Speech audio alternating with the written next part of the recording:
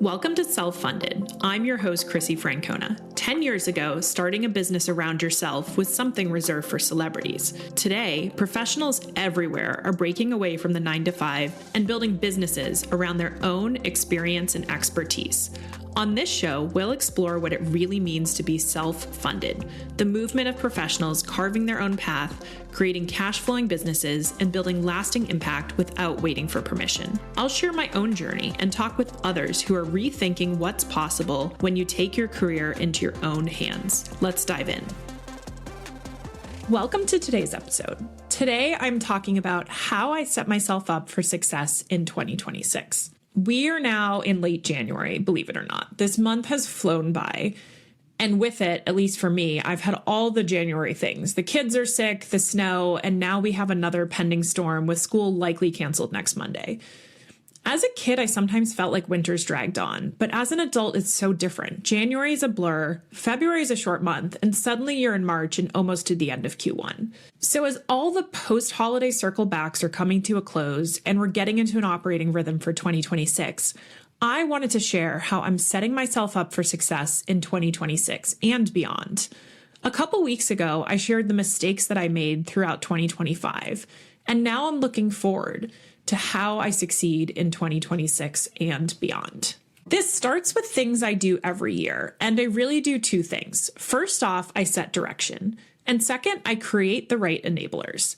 And this, by the way, is actually how I think about strategy within a company. I often see clients who have a clear vision, a mission, strategic pillars, but where I see a fall off, and it's why I started the long game, is in translating that vision into action. So I do this for myself. I need both direction and the right habits or systems to make it happen. So how do I set direction? I use goals. I think I've talked about this before, but I typically set goals in two ways, for myself and now for my business. First, I set some numerical goals, revenue, personal financial goals, etc. Then I actually write a narrative. Where am I in a year? What's happened? What am I doing now? I like this approach because it gives me both numbers to track and also sets an environment for success. What does success look like? What does it sound like? What does it feel like to me? Dare I say manifesting, but I think the written piece just puts me so much more in the mindset and structure to achieve. And it's fun to look back on. I feel like I'm writing a note to my future self, and when I review it the following year, it feels like a time capsule. So I have the goals, but how am I setting the right conditions? To be clear, this is the challenging part, probably for most people, but definitely for me. So I want to talk about 3 things I'm doing specifically for 2026 to make this work. First off, I'm managing my energy, not my time. Managing your calendar is a term you often hear in leadership roles. I feel like it was a big thing in a corporate setting. You have X hours in your day to book meetings and just stack them back to back. But the person you are at 9 a.m. is not necessarily the person you are at 4 p.m. I've heard before that if you're having surgery, you want to have surgery in the morning because you're getting the surgeon fresh. I don't know how true that is, especially because surgeons have different shifts, but it has always stuck with me and honestly resonated with me from the perspective of me being fresh in the morning versus me at 4 or 5 in the afternoon. So instead of looking at my calendar as a set of hours to stack back to back, I'm trying to time block.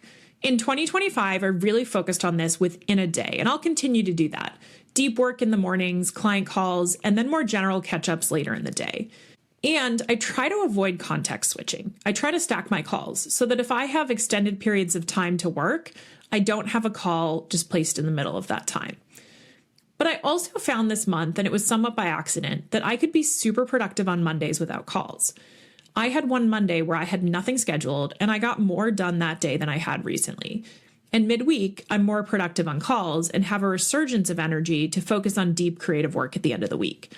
So in 2026, I'm trying to time block not just my days, but also my weeks.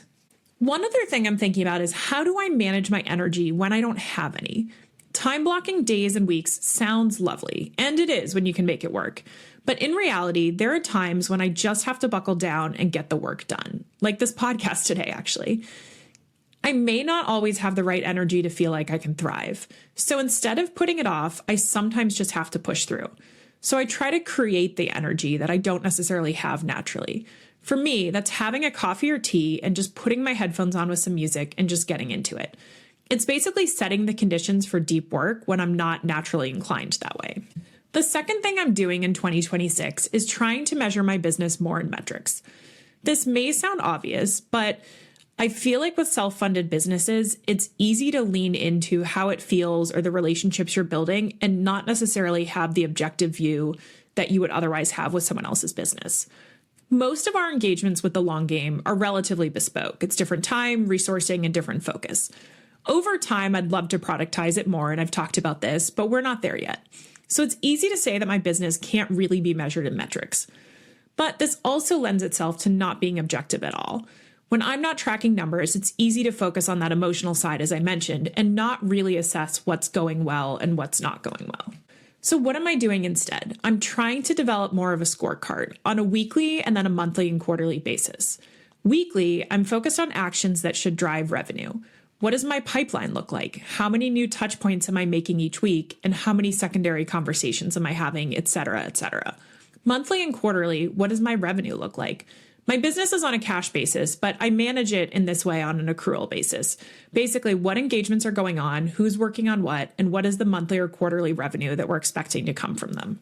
I talked about how this makes it easier to be objective, but I also want to avoid the whiplash between working in the business and working on the business in 2026. Measuring the actions and the outcomes will help this. It's a super common issue if someone's getting started in a self-funded business, especially in consulting. It's easy to get a few clients, go heads down on delivery, and then have these engagements end, and then you need to start BD again. And this was what my 2025 looked like. So I want to change that in 2026. The third thing I'm focused on is consistency, not volume. I've talked about this concept before, basically the tiny habits concept. Set goals that are easy enough to achieve every day, and sometimes you'll exceed them, but you'll never go beneath them. But I want to take it one step further. Maybe you don't need to do it every day or every week. You just need to establish the right rhythm. I remember back in business school, I wanted to work out every day, and I really had no excuse. I had the time, we had a beautiful gym, really no excuse. I had no kids yet, as you know. That can definitely change your time availability. But some days I just really didn't feel like it. I didn't have the energy, to reference another of my focus areas, and so I wouldn't work out. And then I'd feel crappy that I didn't reach my goal, et cetera, et cetera. So instead, I set the goal of working out every other day. I could always do more, but I didn't have to. And sometimes I did, sometimes I didn't. But I probably worked out more then than if I was trying to do it every day. So how am I putting this into action? This podcast and the Substack I have is actually a place where I'm trying to put this into action. I started out with a plan to do an episode every week and a Substack article weekly. And I've been trying to do 3 interviews and 1 solo episode a month.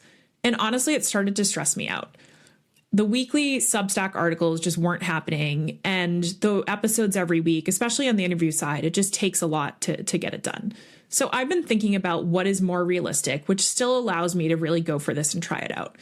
And for now, I'm still thinking weekly episodes because I know myself as a podcast listener, I like to get a podcast in my feed every week. But moving to shift to 2 interviews a month and 2 solo episodes, and then publishing other articles on Substack just as I have ideas or have content, and we'll go from there. So in summary, I think about setting myself up for success in 2 ways. Number 1 is set the strategy, and number 2 is develop the enablers. Give myself the best chance to succeed. And for enablers, I'm focused on 3 things this year. Number 1 is managing my energy, not my time.